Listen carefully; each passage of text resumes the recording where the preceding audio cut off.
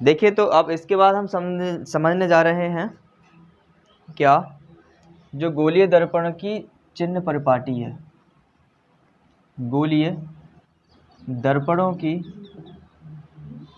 या गोलीय दर्पणों के लिए चिन्ह परिपाटी। चिन्ह परिपाटी यानी कि हम कौन सी दूरी है, किसको हम प्लस में लेंगे, किसको माइनस में लेंगे, और ऐसा ही क्यों लेते हैं कि प्लस ही में ली जाए उसको, कि ऐसा ही क्यों कि वो माइनस ही में आए। ठीक है ना। तो पहले समझते हैं किसके लिए, अवतल दर्पण के लिए, अवतल दर्पण के लिए। तो अवतल दर्पण बनाना तो सीख ही गए हो। तो अवतल दर्पण किस हिसाब से बनता है, देखिए ऐसा खींचा जाएगा और उभरे हुए पृष्ठ पर इस पे पॉलिश रहेगा,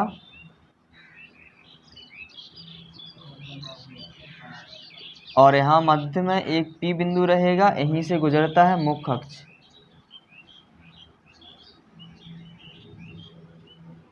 ठीक है। सो यहाँ पर मानते हैं एफ और सी से इतनी ही दूरी पर मानते हैं क्या, सी। ठीक है। हमें तो दूरियां चाहिए।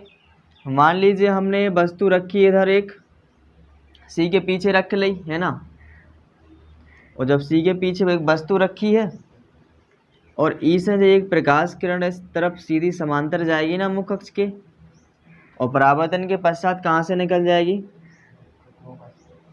फोकस से निकल जाएगी। ये तो रफ डायग्राम बना रहे हैं, समझना अच्छे से, फिर से बन जाएगा। फिर इसके बाद दूसरी प्रकाश किरण सी से गुजारेंगे, तो यहाँ कट जाएगा, ये क्या बन जाएगा, प्रतिबिंब। सो लिखेंगे क्या, बी डैश और ए डैश। अब यहाँ ये ध्यान देना है कि पी से यहाँ तक की एफ तक की दूरी क्या होती है, स्मॉल एफ, फोकस दूरी। इसके बाद ये वस्तु रखी हुई है, तो इसको वस्तु की दूरी कहते हैं। कहाँ तक, कहाँ रखी वस्तु, बी पर रखी ना। सो यहाँ से पी से लेके यहाँ तक की जो दूरी होती है वो वस्तु की दूरी होती है। उसको किससे रिप्रेजेंट करते हैं, यहाँ पर ऐसा कर लेते हैं ना, किससे रिप्रेजेंट करते हैं, यू से।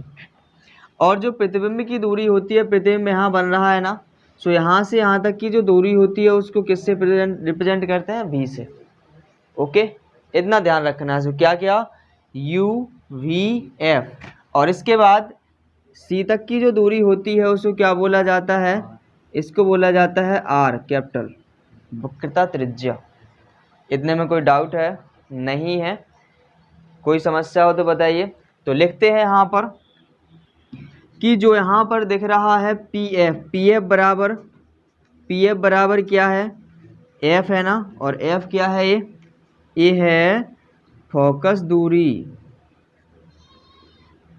अभी चिन्ह नहीं बताया गया, चिन्ह परिपाटी बताते हैं।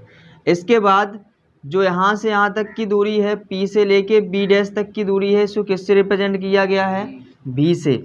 यानी कि पी है जो बी डैश तक की जो दूरी है वो कितनी है, भी। इसको क्या बोलते हैं, इसको बोलते हैं प्रतिबिंब की दूरी, प्रतिबिंब की दूरी। इसके बाद है देखिए पी से बी, पी बी क्या है, ये यू, यू को क्या बोलते हैं, वस्तु की दूरी, वस्तु की दूरी। इसके बाद जो है पी और सी, पी सी को क्या बोलेंगे, आर, आर क्या है, ये वक्रता त्रिज्या। ये तो अभी इतना हुआ है।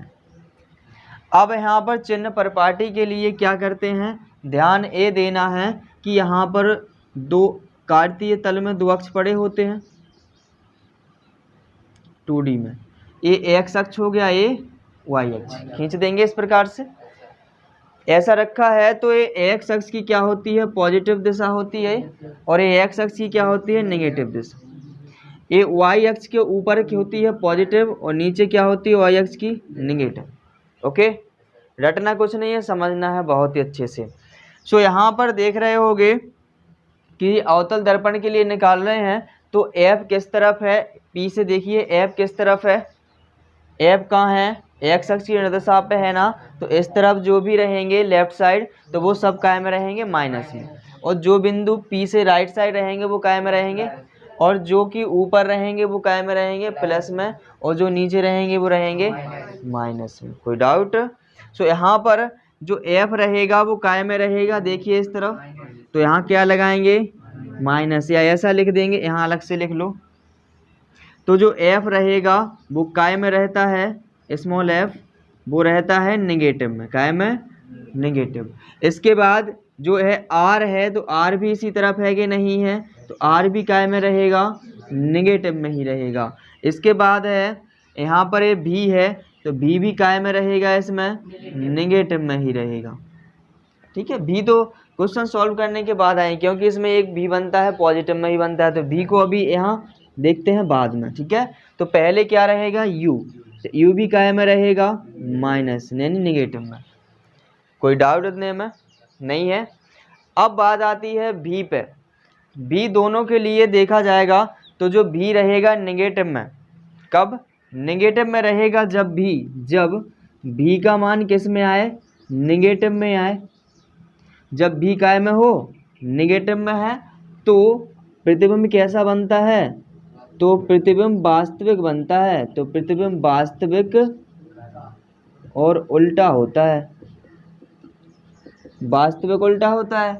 अगर मान लीजिए भी किस में आ जाए, पॉजिटिव में आ जाए, काय में आ जाए, पॉजिटिव में, क्योंकि इसमें एक छठी स्थिति भी तो बनती है ऐसी कि वो आभासी बनने लगता है, और भी का मान किस में आता है, पॉजिटिव में आता है, और जब पॉजिटिव में आएगा तो प्रतिबिंब कैसा बनेगा, आभासी। आभासी कैसा होता है, सीधा, तो प्रतिबिंब आभासी सीधा होता है।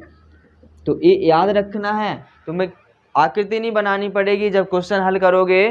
तो यदि b की वैल्यू नेगेटिव में आ रही है तो हम कहेंगे कि वो वास्तविक प्रतिबिंब बनेगा, और कैसा बनेगा, उल्टा बनेगा। और यदि b की वैल्यू पॉजिटिव में आ रही है क्वेश्चन सॉल्व करने के बाद, तो वो प्रतिबिंब कैसा होगा, आभासी होगा और सीधा होगा। तो ये तो दोनों पर ही काम करेंगे। कहाँ पर, ये तो एक तो करेगा किस पे, अवतल के लिए भी, उत्तल के लिए भी। ठीक है, तो कोई डाउट है इतने में? तो इतना उतारिए, फिर इसके बाद हम चलते हैं सीधा उत्तल दर्पण के लिए। जल्दी उतारो के। इसके बाद जो है दूसरा है किसके लिए, उत्तल दर्पण के लिए। तो उत्तल दर्पण के लिए चिन्ह परिपाटी देखेंगे, उत्तल दर्पण के लिए। तो जैसा इसमें लिखा है उत्तल दर्पण, तो पहले हमें उत्तल दर्पण बनाना होगा। और उत्तल दर्पण किस हिसाब से बनता है, देखिएगा अच्छे से। ये जो घुमावदार होता है अंदर यानी दबा हुआ, ये क्या होता है, इस पर पॉलिश होता है, और जो उभरा हुआ पृष्ठ होता है वो परावर्तक पृष्ठ होता है। ये है उत्तल दर्पण। इसके मध्य बिल्कुल बीचों बीच एक बिंदु होती है P, जिसको बोला जाता है ध्रुव। यहीं से होकर गुजर के जाती है एक रेखा, उस रेखा को कहा जाता है मुख्य अक्ष। ओके, अब यहाँ देखिए, ये हमने खींचा कहाँ से था, इस तरफ से खींचा था ना, तो इस तरफ ही क्या रहेगा, इसका केंद्र रहेगा ना। केंद्र मतलब वक्रता केंद्र।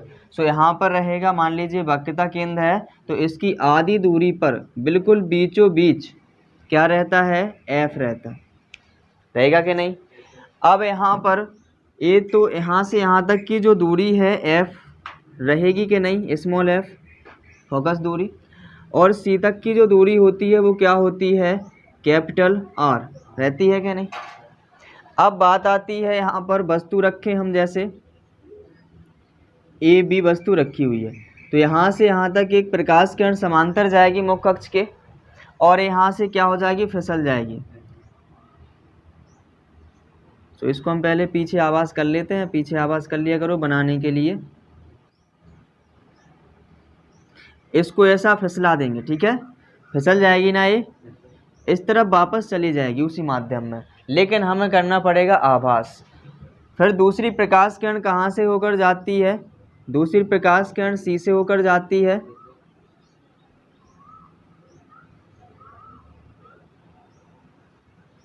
सो यहाँ तक हमने आभास कर लिया कि C से होकर वो जा रही। सो यहाँ एक कट गई है दोनों रेखाएं, सो यहाँ क्या बन जाएगा, प्रतिबिंब। और यहाँ से P से लेके प्रतिबिंब जहाँ बनता है वहाँ तक की दूरी को B से रिप्रेजेंट करते हैं। ये होती है प्रतिबिंब की दूरी। ओके, तो अब यहाँ पर जैसा कि चिन्ह हमने पीछे यहाँ वस्तु रखी है तो वस्तु की दूरी क्या हो जाएगी U। जैसा कि पीछे हमने बताया था कि किसको किससे रिप्रेजेंट करते हैं। जैसे यहाँ देखिए, यहाँ लिखा हुआ है जैसे कि PB लिखा है, PB यानी कि U क्या है, ये वस्तु की दूरी है कि नहीं है। ये जो V लिखा हुआ है, V क्या है, प्रतिबिंब की दूरी है। प्रतिबिंब की दूरी को किससे दर्शाते हैं, V से। फिर इसके बाद यहाँ पर कैपिटल R है, तो कैपिटल R क्या है, वक्रता त्रिज्या है, समझ पा रहे, radius of the curvature. And इसके बाद है F है, तो F क्या है, ये फोकस दूरी है, फोकस दूरी। अब हमें चिन्ह प्रॉपर्टी में देखना है चिन्ह काय का कौन सा रहेगा, ये देखना है ना। तो हम पहले देखेंगे U किस तरफ है, इसमें अक्ष बनाते हैं। तो ऐसे अक्ष बनाइए, इसमें एक एक्स, तो एक्स अक्ष तो ये हो गया, एक्स अक्ष का पॉजिटिव, और एक्स अक्ष का नेगेटिव पार्ट इस तरफ हो जाएगा। और यहाँ पर हम खींचेंगे बिल्कुल कौन सा अक्ष हो जाएगा, ये वाई अक्ष। ऊपर रहेगा वाई अक्ष का पॉजिटिव भाग और नीचे रहेगा वाई अक्ष का नेगेटिव पार्ट, है ना। अब यहाँ देखिए कि जो U है, U किस तरफ दिया गया है, P से देखो कौन तरफ दा होगा, U नेगेटिव है ना। देखिए x की नेगेटिव अक्ष पर दिया गया ना, सो यहाँ पर नेगेटिव दिशा में है तो U को मान काय में रहे, माइनस में रहे कि नहीं, नेगेटिव। इसके बाद फिर देखिए F है, जो F देखो F किस तरफ है, यहाँ से देखो F x अक्ष की धन दिशा पे है ना, और जब धन दिशा पे है तो x को मान काय में रहे, प्लस में रहे कि नहीं, कोई डाउट इतने में। इसके बाद R देखिए R किस तरफ है, प्लस में रहेगा क्योंकि x अक्ष पे है ना, पॉजिटिव वाले पे। इसके बाद V देखिए, V का मान किस में रहेगा, इसमें प्लस में रहेगा। ओके, कोई डाउट है। तो इसमें उत्तल में तो हमेशा V की वैल्यू किस में आती है, प्लस ही में आती है, ठीक है। अगर वहाँ पर दर्पण का कोई नाम नहीं दिया गया है और यदि ये आ रहा है V की वैल्यू किस में आ रही है, पॉजिटिव, तो हम उसमें क्या कहेंगे, ज़्यादातर चांस किसके बनेंगे कि वो क्या है, उत्तल दर्पण ही है। अगर वहाँ पर कंडीशन ये दी जाती है, कंडीशन ये रहती है कि यहाँ पर जो वस्तु की दूरी होगी, देखो यहाँ ऐसा समझो, यदि वस्तु की दूरी क्या होती है, U, और वस्तु की दूरी F से का होए, छोटी होवे, का होवे, F से छोटी, फोकस दूरी से छोटी होवे क्या, वस्तु की दूरी कम होवे, मैं कहने का मतलब। और जब कम रहेगा तो V की वैल्यू किस में आएगी, पॉजिटिव में ही आएगी। और जब पॉजिटिव में आएगी तो कौन सा दर्पण होगा, तो दर्पण रहेगा अवतल, उत्तल नहीं, अवतल। यही ध्यान देना है, क्या ध्यान देना है।